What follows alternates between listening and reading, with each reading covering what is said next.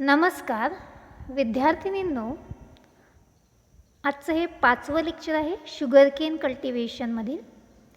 याआधी आपण 4 लेक्चरमध्ये अतिशय महत्त्वाचे मुद्दे शुगरकेन म्हणजेच ऊस या पिकाबद्दल अभ्यासलेले आहेत. त्यामध्ये त्याचं बॉटॅनिकल नेम असेल, फॅमिली, ओरिजिन, त्यानंतर इकॉनॉमिक युजेस, त्यानंतर layout for planting and irrigation of sugarcane म्हणजेच शुगरकेन इरिगेशन मेथड्स असं आपण म्हणू शकतो. यामध्ये आपण एक 5 मेथड अभ्यासलेले आहेत. Small bed with ridges and furrows, serpentine method, long furrow method, contour furrow method आणि पेयर्ड रो मेथड. तर ह्या ज्या 5 पद्धती आपण अभ्यासलेल्या आहेत ह्या इरिगेशन मेथड्स ऑफ शुगरकेन आहेत, हे आपल्याला लक्षात ठेवायचं आहे. त्याचबरोबर आपण प्लॅन्टिंग मेथड्स ऑफ शुगरकेन ह्यासुद्धा अभ्यासलेल्या आहेत. यामध्ये एकूण 4 पद्धती आपण अभ्यासलेल्या आहेत. Ridges and furrow methods, flat bed methods, रेंगन मेथड्स आणि ट्रेंच किंवा त्याला जावा मेथड असं आपण म्हटलेलं आहे. अतिशय महत्त्वाच्या ह्या पद्धती आहेत. याचा आपल्याला चांगला सराव करायचा आहे, परीक्षेच्या दृष्टिकोनातून अत्यंत महत्त्वाच्या आहेत. त्यानंतर आपण शुगरकेन याचा सीड रेट तसेच प्लॅन्टिंग टाईम हा सुद्धा महत्त्वाचा आहे. आजच्या लेक्चरमध्ये आपण सिलेक्शन ऑफ सेट्स, आता सेट सिलेक्शन का बरं म्हटलेलं आहे, कारण आपण शुगरकेन लागवडीसाठी बियाणे वापरत नाही, शुगरकेन लागवडीसाठी आपण बेणे वापरतो, त्यालाच आपण सेट्स असं म्हटलेलं आहे. तर याचं सिलेक्शन कसं करायचं हे आपण आज पाहणार आहोत. पहिला मुद्दा आहे, sets may be selected from well manured nursery. ज्या नर्सरीमधून आपण सेट्स सिलेक्ट करणार आहेत पुढच्या लागवडीसाठी, तर त्यामध्ये त्या नर्सरीमध्ये चांगल्यापैकी खतांची मात्रा दिली गेली पाहिजेत, त्यांची वाढ ही चांगली होणं अपेक्षित आहे. त्यामुळे वेल मॅन्युअर्ड नर्सरीमधून आपण हे सेट सिलेक्ट करायचे आहेत. Second, set should have 3 healthy eyebuds. यामध्ये जे काही सेट्स किंवा जे काही बेणे आपण वापरणार आहेत त्याच्यावरती एकूण 3 डोळे असणं गरजेचं आहे आणि ते डोळेसुद्धा अगदी मॅच्युअर झालेले असणं गरजेचं आहे. म्हणून set should have 3 healthy eyebuds. Underline किती आयबर्ड्स असणं गरजेचं आहे किंवा किती डोळे असणं गरजेचं आहे, तर 3 हेल्दी आयबर्ड्स असणं गरजेचं आहे. नंतर select top portion of sugarcane because birds on that portion germinate earlier than lower portion due to the more amount of glucose. याचाच अर्थ असा की ज्यावेळेस आपण बेणे सिलेक्ट करणार आहे त्यामध्ये त्याचा वरचा पोर्शन, टॉप पोर्शन आपल्याला घ्यायचा आहे. का घ्यायचं आहे? Because birds on that portion germinate earlier, कारण तो लवकर जर्मिनेट होतो, त्याची लवकर उगवण होते. त्याचं कारण काय आहे, तर त्यामध्ये जास्त प्रमाणामध्ये ग्लुकोजचं प्रमाण असते. जास्त ग्लुकोजचं प्रमाण वरच्या पोर्शनमध्ये जास्त असल्यामुळे आपल्याला टॉप पोर्शन हे सिलेक्ट करायचं आहे सेटसाठी किंवा लागवडीसाठी. नंतर select the sets from mature crop and water shoots from आडसाली क्रॉप. आता ज्यावेळेस आपण सेट सिलेक्ट करणार आहे तर हे जे सेट्स आहेत ते पूर्णपणे मॅच्युअर होणं किंवा ते पीक पूर्ण मॅच्युअर होणं गरजेचं आहे. आणि ते कशाचं असलं पाहिजे, तर आडसाली पिकाचं. आडसाली आपण आता म्हटलं, ते आडसालीची लागवड आपण कधी करतो, तर जुलै ऑगस्टमध्ये आपण आडसालीची लागवड करतो. तर आणि ते किती दिवसाचं पीक असते, तर ते असते 18 महिन्याचं. तर हा 18 महिन्याचा जो ऊस असतो त्याच्यामधून आपण जर सेट सिलेक्शन चांगल्या प्रकारे केलं आणि लागवड केली तर त्यापासून मिळणारं उत्पादन हे आपल्याला जास्त चांगल्या प्रमाणामध्ये मिळत असते. त्यामुळे आपण म्हटलं आहे select the sets from mature crop from आडसाली crop. Then select thick canes which germinate better, produce more tillers and give higher yield. यामध्ये बेणे सिलेक्ट करताना, बेणे आपण घेत असताना त्यामध्ये थिक म्हणजे जाडसर असे आपल्याला बेणे घ्यायचे आहे की जेणेकरून ते चांगल्या प्रकारे त्याचं जर्मिनेशन होईल, चांगल्या प्रकारे त्याची उगवण क्षमता होईल आणि त्याचबरोबर त्याला फुटवे जे आहे ते जास्त चांगल्या प्रकारामध्ये फुटून त्यापासून मिळणारं जे उत्पादन आहे हे चांगल्या प्रकारे आपल्याला मिळू शकते. तर अशा प्रकारे आपल्याला सेट सिलेक्शन करायचं आहे. परत आपण एकदा बघूया थोडक्यामध्ये. तर वेल मॅच्युअर नर्सरीमधून आपण सेट घ्यायचे आहेत. 3 आयबर्ड्स ते कसे असणं गरजेचं आहे, तर हेल्दी आयबर्ड्स.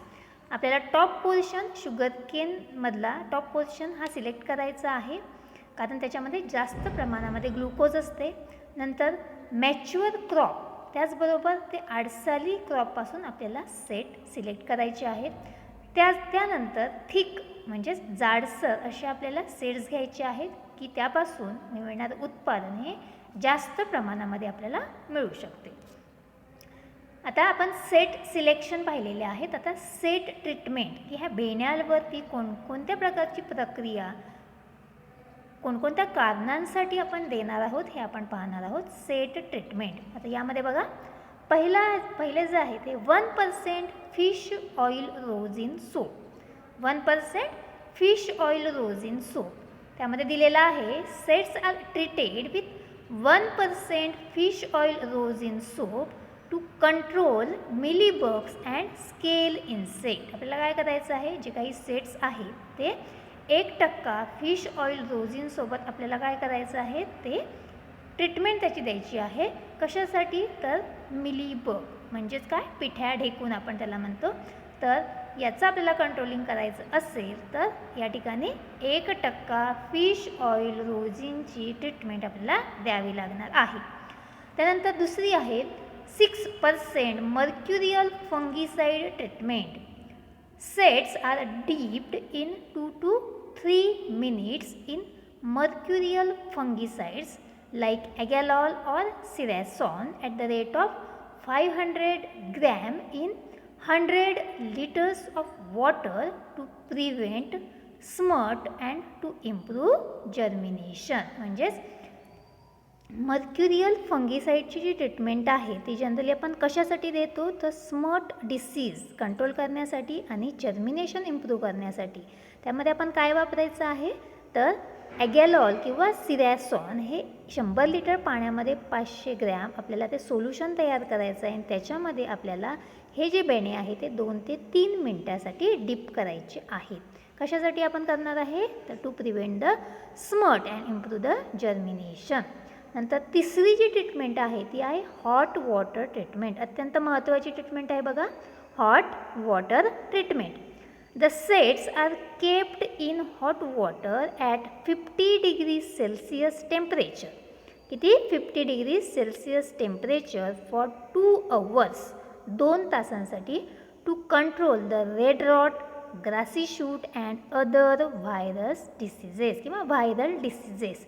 आता हॉट वॉटरची ट्रीटमेंट आहे ती जनरली आपण व्हायरल डिसीज कंट्रोल करण्यासाठी देत असतो. आता यामध्ये काय म्हटलेलं आहे, तर 50 डिग्री तापमानाला आपल्याला ते 2 तास ते सेट जे आहे ते त्या पाण्यामध्ये ठेवायचे आहेत की जेणेकरून त्यावरती जे येणारे व्हायरल डिसीज आहे जसं रेड रॉट असेल किंवा ग्रासी शूट असेल तर आपण यापासून कंट्रोल त्याला करू शकतो. नंतर पुढची ट्रीटमेंट आहे lime water treatment. Treat the sets with lime water for 24 hours to improve the germinations of dry buds. आता यामध्ये बघा जी लाईम वॉटर ट्रीटमेंट आहे, आता लाईम वॉटर ट्रीटमेंट म्हणजे कागजी लाईम असं आपण म्हणतो. तर यामध्ये जे सोल्युशन असते लाईम वॉटरचं, जवळपास 200 लिटर पाण्यामध्ये आपण 500 ग्रॅम लाईम डिझॉल्व करतो 24 तासासाठी आणि त्यामुळे आपण जर्मिनेशन इम्प्रूव्ह करतो. पण ही जी ट्रीटमेंट आहे ही ट्रीटमेंट फक्त आणि फक्त जे ड्राय झालेले बर्ड्स आहे त्या बर्ड्सलाच आपल्याला द्यायची आहे. तर हे या ठिकाणी लक्षात ठेवायचं, lime water treatment is given to the sets with lime water for 24 hours to improve the germinations only dry buds. तर सेट ट्रीटमेंट्समध्ये आपण एकूण 4 ट्रीटमेंट्स अभ्यासलेल्या आहेत. 1% फिश ऑइल रोझिन सोप, नंतर mercurial fungicide treatment, hot water treatment आणि lime water treatment. थोडक्यामध्ये fish oil rosin असेल तर मिलीबग, मर्क्युरियल असेल तर स्मट डिसीज, हॉट वॉटर असेल तर व्हायरल डिसीज आणि लाईम वॉटर असेल तर जर्मिनेशन ऑफ ड्राय बर्ड्स. असं थोडक्यामध्ये आपल्याला लक्षात ठेवायचं आहे. हा सुद्धा मुद्दा अत्यंत महत्त्वाचा आहे. यावरती तुम्हाला 100% प्रश्न विचारला जाऊ शकतो. Set treatment in sugar cane. यानंतर आपण पाहणार आहोत मॅन्युअर्स अँड फर्टिलायझर्स. तर आपल्याला माहीत आहे की शुगर केन हे जास्त दिवसाचं पीक आहे, हेवी क्रॉप, फीडर क्रॉप आहे आणि लाँग ड्युरेशन आहे. म्हणजे जसं आपण जर सीझन त्याचे पाहिलेले असतील, सुरू किंवा एकसाली म्हणतो, नंतर प्री सीझनल आणि आडसाली. तर सुरू आपण म्हटलं एकसालीच म्हणजे काय, तर 12 महिन्यांचं पीक आहे. प्री सीझनल असेल तर 15 महिन्यांचं पीक आहे आणि आडसाली हे एकूण 18 महिन्यांचं पीक आहे. तर यासाठी लागणारं जे मॅन्युअर्स आणि फर्टिलायझर आहे ते सुद्धा आपल्याला जास्त प्रमाणामध्ये द्यावं लागणार आहे. तर सुरुवातीला आहे सुरू किंवा सीझनल आपण म्हणतो. तर FYM म्हणजेच फार्म यार्ड मॅन्युअर. एका हेक्टरला आपण किती टन्स देणं गरजेचं आहे, तर एकूण 25 टन या ठिकाणी दिलेलं आहे बघा सुरूच्या कॉलममध्ये. तर FYM आपल्याला एका हेक्टरला 25 टन आपण देणार आहे. त्याचबरोबर NPK म्हणजेच नायट्रोजन, फॉस्फरस आणि पोटॅश याची मात्रा ही जी आहे प्रत्येकी 250, 125, 125. म्हणजे नायट्रोजनचा डोस हा थोडा जास्त आहे आणि फॉस्फरस आणि पोटॅशियमचा डोस हा सारखाच आहे 125, 125. फक्त आपल्याला नायट्रोजनचा जो डोस आहे तो किती आहे, तर 250 आहे इन केस ऑफ द सुरू ऑर सीझनल. त्यानंतर प्री सीझनल. तर प्री सीझनल जो आहे त्याच्यामध्ये FYM आपण किती देणार आहे, कारण हे जास्त दिवसाचं पीक आहे, 15 महिन्यांचं आहे. यासाठी FYMची जी मात्रा आहे ती आहे 35 टन्स पर हेक्टर. किती आहे, 35 टन्स एका हेक्टरला आपण देणार आहे. आणि NPKचा जो डोस आहे नायट्रोजन, फॉस्फरस आणि पोटॅश ह्याचा डोस किती आहे, तर 350, 170, 170. म्हणजे सुरूच्या कंपॅरिझनमध्ये आपल्याला हा डोस थोडासा जास्त द्यावा लागणार आहे. 350 म्हणजे जो 100चा फरक या ठिकाणी नायट्रोजनचा आपल्याला किलोग्रॅममध्ये दिसतो आहे. 350 किलोग्रॅम नायट्रोजन पर हेक्टर. आता या ठिकाणी एक गोष्ट लक्षात ठेवायची आपल्याला की FYMचा जो डोस आपण देणार आहे तो टन्समध्ये आहे, TONS टन्स पर हेक्टर. आणि NPKचा डोस आहे जो नायट्रोजन, फॉस्फरस आणि पोटॅश तो ब्रॅकेटमध्ये दिलेला आहे किलोग्रॅम पर हेक्टर. तर तो आपल्याला इथे लक्षात ठेवायचा आहे. Fertiliser is always in kilogram and manures is always in tonnes.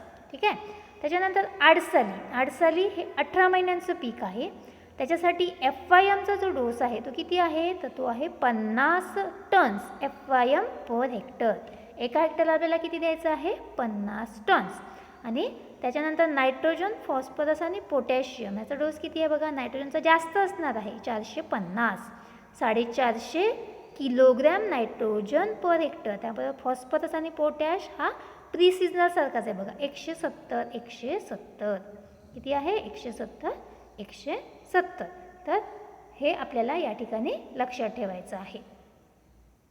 तर तिन्ही याच्यामध्ये जर आपण कंपॅरेटिव्ह स्टडी केला आहे तर यामध्ये बघा हळूहळू डोस, जास्त ड्युरेशनचा क्रॉप असेल तर डोस हा जास्त वाढलेला आहे. समजा नायट्रोजनचा आपण विचार केला तिन्ही सीझनमध्ये तर 250, 350, 450, 100चा या ठिकाणी फरक या ठिकाणी आपल्याला दिसून येतो. तर मॅन्युअर्स आणि फर्टिलायझरचा डोस हा प्रत्येक सीझन वाईज किंवा त्याच्या क्रॉपच्या ड्युरेशन वाईज हा काय होणार आहे, तर तो बदलणार आहे. हे आपल्याला या ठिकाणी लक्षात ठेवायचं आहे. याच्यानंतर आपण पाहणार आहोत इंटर कल्टिवेशन. Inter cultivation. आता हा जो मुद्दा आहे तो इंटर कल्टिवेशन म्हणजेच काय, तर operations which are carried out in standing crop म्हणजेच काय, इंटर कल्टिवेशन. यामध्ये पहिलं ऑपरेशन आहे gap filling. It is done after complete emergence of crop to fill the gap. It is done about 6 to 8 week after planting. Gap filling म्हणजे काय, तर ज्या ठिकाणी आपण लावलेले आहेत बर्ड्स, बेणे लावलेले आहे, पण त्या ठिकाणी जर उगवण झालेलं नाही तर 6 ते 8 आठवड्यानंतर आपल्याला त्या ठिकाणी गॅप फिलिंग करायची आहे, स्प्राउटेड बर्ड लावायचे आहे. म्हणून आपण काय म्हटलेलं आहे, it is done after the complete emergence of the crop. म्हणजे सगळ्या बेण्यांची उगवण झाल्यानंतर आपल्याला ही गॅप फिल करायची आहे. आणि ती किती आठवड्यांनी, तर जवळपास 6 ते 8 आठवड्यांनी आपल्याला ती करायची आहे, म्हणजे 1.5 ते 2 महिन्यानंतर आपल्याला ती करायची आहे. नंतर दुसरं जे ऑपरेशन आहे ते आहे वीड कंट्रोल. आपल्याला वीडिंग करायची आहे. मग वीड कंट्रोलमध्ये काय सांगितलेलं आहे, 2 to 5 hand weeding should be given. आपल्याला 2 ते 5 खुरपण्या या ठिकाणी करायच्या आहे. हँड वीडिंग म्हणजेच काय, तर खुरपणे. Use ॲट्रेझिन or ॲलॅक्लोर हर्बिसाईड. या व्यतिरिक्त जर तणांची जास्त असेल, तणांचा प्रादुर्भाव जास्त असेल तर आपण हर्बिसाईड वापरतो. यामध्ये ॲट्रेझिन किंवा ॲलॅक्लोर हे हर्बिसाईड्स आपण या ठिकाणी वापरू शकतो. त्यानंतर तिसरं जे ऑपरेशन आहे ते आहे होईंग. यालाच आपण कोळपणी असं म्हणतो. 2 to 3 hoeings are given to remove the weeds. या ठिकाणी त्या बेणांच्या जवळ वीड जर असतील तर आपण ते वीड रिमूव्ह करू शकतो आणि यासाठी आपल्याला 2 ते 3 कोळपण्या देणं गरजेचं आहे.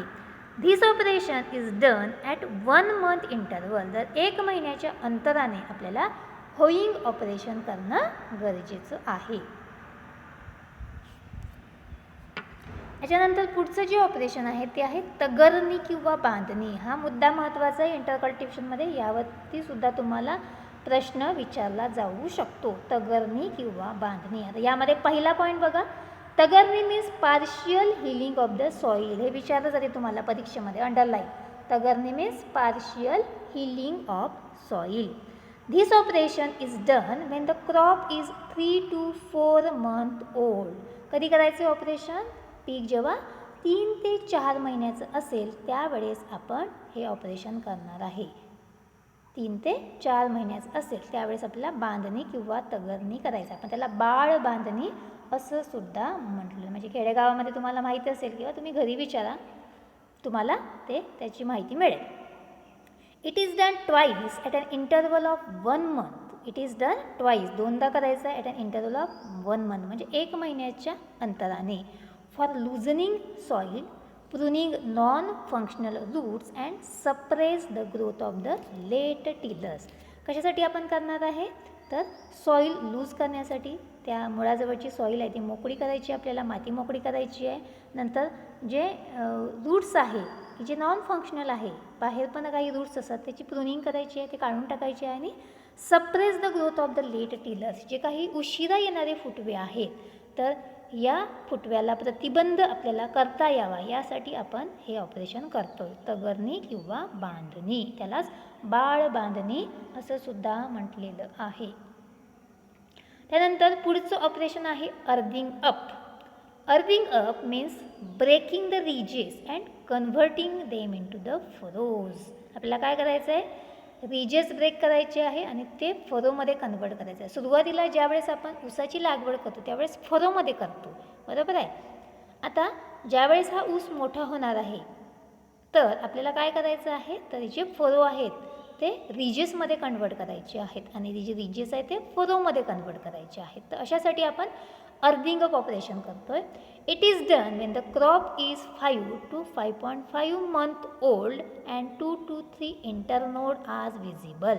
म्हणजे 5 ते 5.5 महिन्याचं पीक झाल्यानंतर आपण अर्थिंग अप ऑपरेशन करतो आणि यामध्ये जे काही त्याचं स्टेम आहे तर त्याला 2 ते 3 इंटरनोड्स हे दिसू लागतात, विजिबल दिसतात. म्हणजे त्याची जी गॅप असते, जो हे म्हणतो आपण जॉईंट म्हणतो, तर असे 2 ते 3 जॉईंट्स आपल्याला या ठिकाणी दिसतात.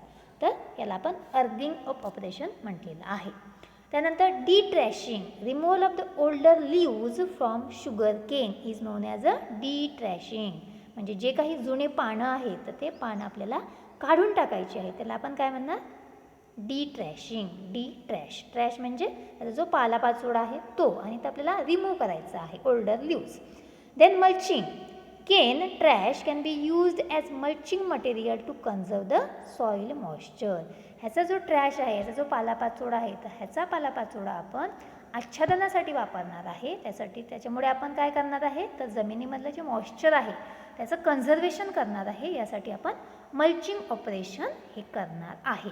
आणि त्यानंतर शेवटचं ऑपरेशन जे आहे प्रॉपिंग किंवा टाईंगसुद्धा म्हटलेलं आहे याला. प्रॉपिंग किंवा tying means tying of sugarcane. This operation is done to prevent the logging of cane crop. आपल्याला काय करायचं, कशासाठी करायचं आहे, प्रॉपिंग म्हणजे त्याचे जे मोठे मोठे पानं आहेत तर ते आपल्याला एकत्र बांधायचे आहे.